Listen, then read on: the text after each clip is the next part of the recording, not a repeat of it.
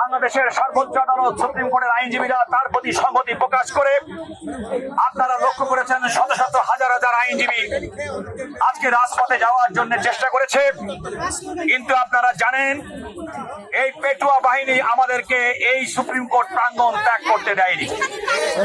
আমরা এর তীব্র নিন্দা এবং প্রতিবাদ জানাই। যে সমস্ত ছাত্রদেরকে হেনস্থা করা হয়েছে, গ্রেপ্তার করা হয়েছে, তাদেরকে অবিলম্বে মুক্তি দাবি করছি।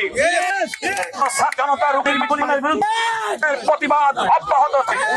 আইনজীবীদের পক্ষ থেকে আমরা ঘোষণা করতে চাই, তোমাদের ন্যায়সঙ্গত আন্দোলনের সঙ্গে দেশের সর্বোচ্চ আদালতের আইনজীবীরা সব সময় থাকবে।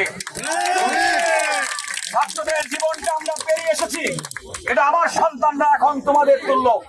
সুতরাং তাদের ভবিষ্যতের কথা চিন্তা করে বাংলাদেশকে বাসযোগ্য করার জন্য, বাংলাদেশকে মানুষের মানবাধিকার, গণতন্ত্র, আইনের শাসন রক্ষা করার জন্য আজকে আইনজীবী সমাজ ছাত্রদের সঙ্গে একাত্ম হয়েছে।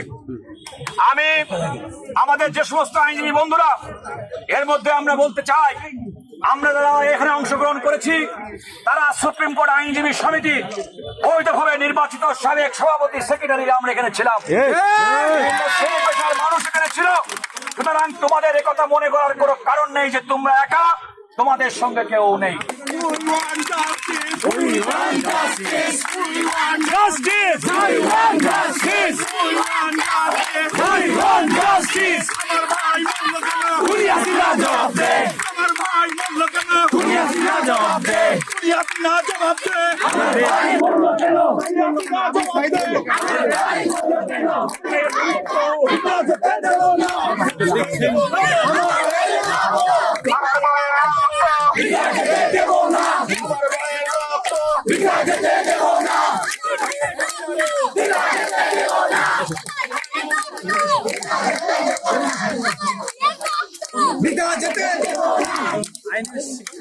আমার ভাই মরল কেন?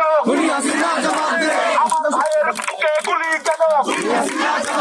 আবু সাহেব বলল কেন?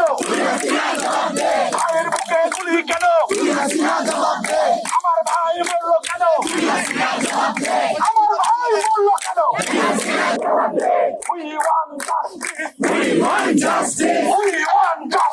We want justice. We want justice. We want justice. We want justice. We want justice. ভাইয়ের বুকে গুলি কেন? ভাইয়ের বুকে গুলি কেন? ভাইয়ের বুকে গুলি কেন? ভাইয়েরা মরল কেন?